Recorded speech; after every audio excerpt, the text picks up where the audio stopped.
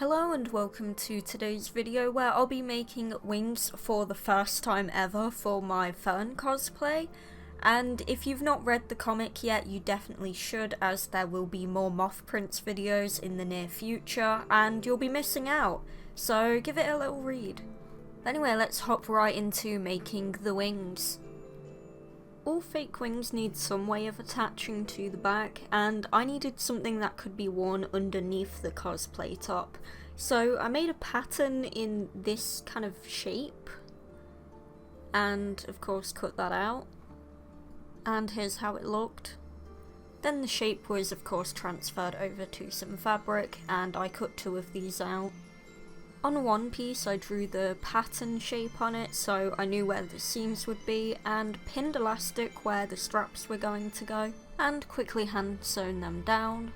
After that I used the pattern to cut some interfacing out, and my brain didn't think things through correctly here, and I ended up ironing the interfacing down on the, well, what was going to be the outside, which doesn't really matter anyway, because this is of course going underneath the cosplay, so you won't actually see this piece. But yeah, I basically just ironed the interfacing on the wrong side of the fabric. And then I decided to just hand sew it together. Once that was done, I flipped it inside out and did a blanket stitch around the outside to keep the interfacing in place.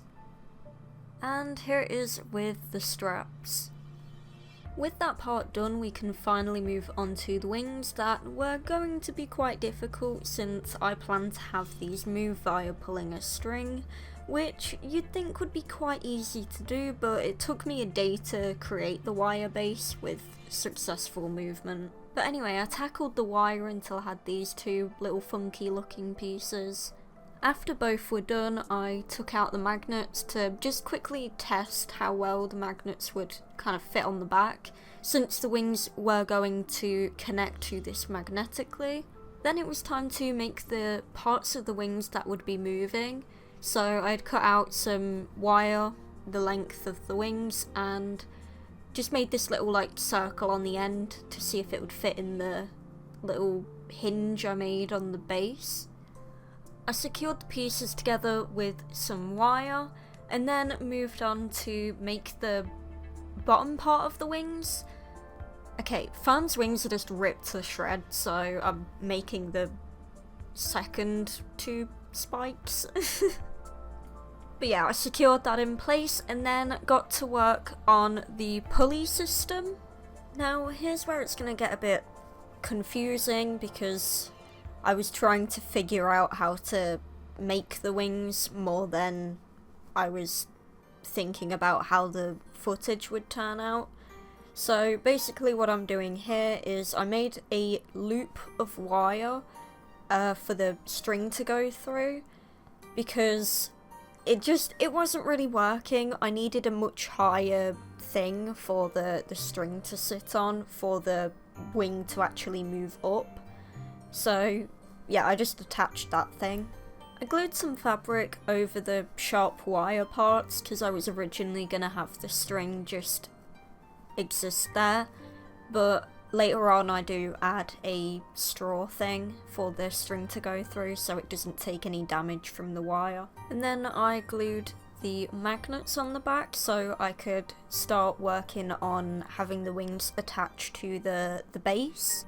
Then I used a marker to mark where the magnets lay on the fabric base, and took some bias tape and just cut those into little squares, and put the magnet down where I had marked and just sewed the bias tape on top to keep the magnet in place. And here's how that looks. Here's the part where I decided to finally add the straws to it, to keep the string less prone to breaking when the fabric's on top.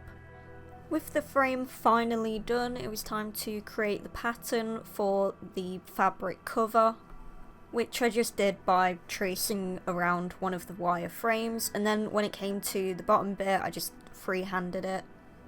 And here's how that looked in action.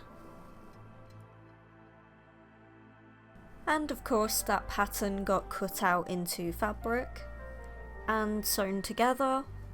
And with no wire supporting that very bottom spike, I decided to use some interfacing to strengthen that. I quickly trimmed down the seams before ironing down the interfacing. Then came the very difficult part of trying to turn the wings inside out. But once I managed to do that, I just ironed the wings flat. After that, I slipped the cover onto the frame to try and work out where to add the hole for the string in at the bottom, which I did mark with a pen before taking it off.